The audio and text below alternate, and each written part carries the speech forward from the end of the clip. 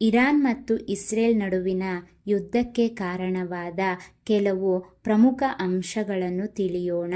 Iran ಮತ್ತು Israel ನಡುವಿನ ಸಂಘರ್ಷವು ಮಧ್ಯಪ್ರಾಚ್ಯದ ರಾಜಕೀಯದಲ್ಲಿ ಅತ್ಯಂತ ಪ್ರಮುಖವಾದ ವಿಷಯವಾಗಿದೆ. ಈ ಎರಡೂ ದೇಶಗಳ ನಡುವೆ ನೇರ ಯುದ್ಧಗಳು ನಡೆದಿಲ್ಲದಿದ್ದರೂ ಹಲವು ವರ್ಷಗಳಿಂದ ಪರೋಕ್ಷ ಯುದ್ಧ, ರಾಜಕೀಯ ವಿರೋಧ ಮತ್ತು ಭದ್ರತಾ ಉದ್ವಿಗ್ನತೆ ನಡೆಯುತ್ತಲೇ ಇದೆ. ಇರಾನ್ ಒಂದು ಇಸ್ಲಾಮಿಕ್ ಗಣರಾಜ್ಯವಾಗಿದ್ದು ಅದರ ಜನಸಂಖ್ಯೆಯ ಬಹುಪಾಲು ಶಿಯಾ ಮುಸ್ಲಿಂಗಳನ್ನು ಒಳಗೊಂಡಿದೆ. ಇಸ್ರೇಲ್ ಒಂದು ಯಹೂದಿ ರಾಷ್ಟ್ರವಾಗಿದೆ. ಈ ಎರಡೂ ದೇಶಗಳ ಧಾರ್ಮಿಕ ತತ್ವಗಳು ಮತ್ತು ರಾಜಕೀಯ ಧೋರಣೆಗಳು ಪರಸ್ಪರ ವಿಭಿನ್ನವಾಗಿವೆ. ಇರಾನ್ ಸರ್ಕಾರವು ಇಸ್ರೇಲ್ ಅನ್ನು ಮಧ್ಯಪ್ರಾಚ್ಯದಲ್ಲಿ ಸ್ಥಾಪಿತವಾದ ಅನ್ಯಾಯದ ರಾಷ್ಟ್ರವೆಂದು ಹೇಳುತ್ತದೆ. ಇಸ್ರೇಲ್ ತನ್ನನ್ನು ಸ್ವತಂತ್ರ ಮತ್ತು ಭದ್ರ ರಾಷ್ಟ್ರವೆಂದು ಪರಿಗಣಿಸುತ್ತದೆ. ಈ ತತ್ವದ ಭಿನ್ನತೆ ಎರಡೂ ದೇಶಗಳ ನಡುವಿನ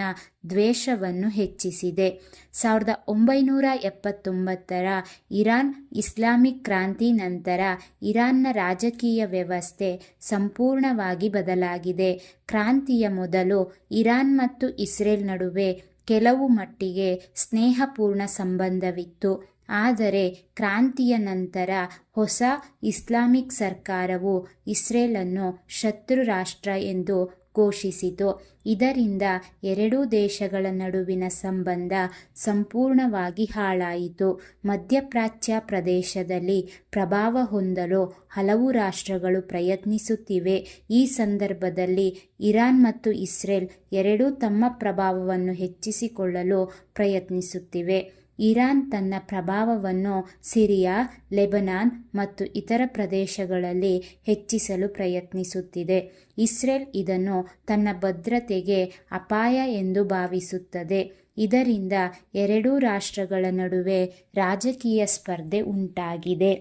ಸಿರಿಯಾನಲ್ಲಿ ನಡೆದ ಗೃಹಯುದ್ಧವು ಈ ಸಂಘರ್ಷವನ್ನು ಇನ್ನಷ್ಟು ಗಂಭೀರಗೊಳಿಸಿದೆ. ಇರಾನ್ ಸಿರಿಯಾದ ಸರ್ಕಾರಕ್ಕೆ ಬೆಂಬಲ ನೀಡಿದೆ ಮತ್ತು ಅಲ್ಲಿಗೆ ಸೇನೆ ಹಾಗೂ ಸಲಹೆಗಾರರನ್ನು ಕಳುಹಿಸಿದೆ ಎಂದು ಇಸ್ರೇಲ್ ಇದನ್ನು ತನ್ನ ಭದ್ರತೆಗೆ ಅಪಾಯ ಎಂದು ಹೇಳಿ ಸಿರಿಯಾದಲ್ಲಿರುವ ಇರಾನ್ ಸೇನಾ ತಾಣಗಳ ಮೇಲೆ ಕೆಲವೊಮ್ಮೆ ದಾಳಿ ನಡೆಸಿದೆ. ಇದರಿಂದ ಎರಡೂ ದೇಶಗಳ ನಡುವೆ ಪರೋಕ್ಷ ಯುದ್ಧದ ಪರಿಸ್ಥಿತಿ ನಿರ್ಮಾಣವಾಗಿದೆ. ಹಿಜ್ಬುಲ್ಲಾ ಮತ್ತು ಹಮಾಸ್ ಎಂಬ ಸಂಘಟನೆಗಳಿಗೆ ಇರಾನ್ ಬೆಂಬಲ ನೀಡುತ್ತದೆ ಎಂದು ಇಸ್ರೇಲ್ ಆರೋಪಿಸುತ್ತದೆ. ಈ ಸಂಘಟನೆಗಳು ಇಸ್ರೇಲ್ ವಿರುದ್ಧ ದಾಳಿ ನಡೆಸಿರುವುದರಿಂದ ಇಸ್ರೇಲ್ ಇರಾನ್ ಅನ್ನು ತನ್ನ ಭದ್ರತೆಗೆ ದೊಡ್ಡ ಅಪಾಯ ಎಂದು ಪರಿಗಣಿಸುತ್ತದೆ. ಇದರಿಂದ ಎರಡೂ ದೇಶಗಳ ನಡುವೆ ಉದ್ವಿಗ್ನತೆ ಹೆಚ್ಚಾಗಿದೆ. ಇರಾನ್ ತನ್ನ ಅಣುಶಕ್ತಿ ಕಾರ್ಯಕ್ರಮವನ್ನು ಅಭಿವೃದ್ಧಿಪಡಿಸುತ್ತಿದೆ. ಇರಾನ್ ಹೇಳುವುದೇನೆಂದರೆ ಇದು ವಿದ್ಯುತ್ ಉತ್ಪಾದನೆ ಮತ್ತು ವೈಜ್ಞಾನಿಕ ಸಂಶೋಧನೆಗಾಗಿ ಮಾತ್ರ. ಆದರೆ ಇಸ್ರೇಲ್ ಮತ್ತು ಕೆಲವು ಪಾಶ್ಚಾತ್ಯ ರಾಷ್ಟ್ರಗಳು ಇರಾನ್ ಅಣುಬಾಂಬ್ ನಿರ್ಮಿಸಲು ಪ್ರಯತ್ನಿಸುತ್ತಿದೆ ಎಂದು ಶಂಕಿಸುತ್ತವೆ. ಈ ವಿಷಯದಿಂದ ಎರಡೂ ದೇಶಗಳ ನಡುವೆ ದೊಡ್ಡ ರಾಜಕೀಯ ಮತ್ತು ಭದ್ರತಾ ವಿವಾದ ಉಂಟಾಗಿದೆ. ಇರಾನ್ ಮತ್ತು ಇಸ್ರೇಲ್ ನಡುವೆ ಸೈಬರ್ ಯುದ್ಧಗಳು ನಡೆದಿವೆ ಎಂದು ಹೇಳಲಾಗುತ್ತದೆ. ಕೆಲವೊಮ್ಮೆ ಅಣು ಸಂಶೋಧನಾ ಕೇಂದ್ರಗಳು ಅಥವಾ ಸೈನಿಕ ವ್ಯವಸ್ಥೆಗಳ ಮೇಲೆ ಸೈಬರ್ ದಾಳಿಗಳು ನಡೆದಿರುವುದಾಗಿ ವರದಿಗಳು ಹೇಳುತ್ತವೆ. ಈ ರೀತಿ ಗುಪ್ತ ಕಾರ್ಯಾಚರಣೆಗಳು ಎರಡೂ ದೇಶಗಳ ನಡುವಿನ ಸಂಘರ್ಷವನ್ನು ಇನ್ನಷ್ಟು ಹೆಚ್ಚಿಸಿವೆ. ಇಸ್ರೇಲ್ ತನ್ನ ಭದ್ರತೆಯನ್ನು ಅತ್ಯಂತ ಮಹತ್ವದ ವಿಷಯವೆಂದು ಪರಿಗಣಿಸುತ್ತದೆ. ಇಸ್ರೇಲ್ ತನ್ನ ಮೇಲೆ ಯಾವುದೇ ಅಪಾಯ ಉಂಟಾದರೆ ತಕ್ಷಣ ಪ್ರತಿಕ್ರಿಯಿಸುವ ನೀತಿಯನ್ನು ಅನುಸರಿಸುತ್ತದೆ. ಇರಾನ್ ತನ್ನ ಸೇನಾ ಶಕ್ತಿಯನ್ನು ಮತ್ತು ಪ್ರಭಾವವನ್ನು ಹೆಚ್ಚಿಸಲು ಪ್ರಯತ್ನಿಸುತ್ತಿದೆ. ಇದರಿಂದ ಎರಡೂ ರಾಷ್ಟ್ರಗಳ ನಡುವೆ ಸೈನಿಕ ಸ್ಪರ್ಧೆ ಹೆಚ್ಚಾಗಿದೆ. ಮಧ್ಯಪ್ರಾಚ್ಯದ ರಾಜಕೀಯದಲ್ಲಿ ಅನೇಕ ದೊಡ್ಡ ರಾಷ್ಟ್ರಗಳು ಭಾಗವಹಿಸುತ್ತವೆ. ಕೆಲವು ರಾಷ್ಟ್ರಗಳು ಇಸ್ರೇಲ್ಗೆ ಬೆಂಬಲ ನೀಡುತ್ತವೆ. ಮತ್ತೊಂದೆಡೆ ಕೆಲವು ರಾಷ್ಟ್ರಗಳು ಇರಾನ್ಗೆ ಬೆಂಬಲ ನೀಡುತ್ತವೆ.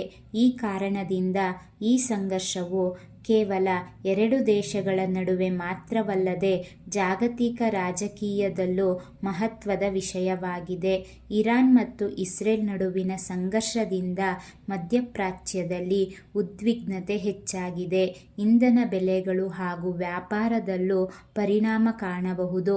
ಒಟ್ಟಿನಲ್ಲಿ ಇರಾನ್ ಮತ್ತು ಇಸ್ರೇಲ್ ನಡುವಿನ ಸಂಘರ್ಷಕ್ಕೆ ಧಾರ್ಮಿಕ ಭಿನ್ನತೆ, 1979ರ ಕ್ರಾಂತಿಯ ಪರಿಣಾಮ, ಮಧ್ಯಪ್ರಾಚ್ಯದ ಪ್ರಭಾವಕ್ಕಾಗಿ ನಡೆಯುವ ಸ್ಪರ್ಧೆ, ಸಿರಿಯಾ ಗೃಹಯುದ್ಧ, ಹಿಜ್ಬುಲ್ಲಾ ಮತ್ತು ಹಮಾಸ್ ಸಂಘಟನೆಗಳಿಗೆ ಇರುವ ಬೆಂಬಲ, ಅಣುಶಕ್ತಿ ವಿವಾದ ಮತ್ತು ಭದ್ರತಾ ಆತಂಕಗಳು ಪ್ರಮುಖ ಕಾರಣಗಳಾಗಿವೆ. ಈ ಎಲ್ಲ ಅಂಶಗಳು ಸೇರಿ ಎರಡೂ ದೇಶಗಳ ನಡುವಿನ ಉದ್ವಿಗ್ನತೆಯನ್ನು ಹೆಚ್ಚಿಸಿವೆ. ಈ ಮಾಹಿತಿ ಉಪಯುಕ್ತವಾಗಿದ್ದಲ್ಲಿ ಶೈಕ್ಷಣಿಕ ಸಂಗ್ರಹಗಳು ಯೂಟ್ಯೂಬ್ ಚಾನಲ್ ಅನ್ನು ಸಬ್ಸ್ಕ್ರೈಬ್ ಮಾಡಿ ಹಾಗೂ ಶೇರ್ ಮಾಡಿ. Thank you for watching this video.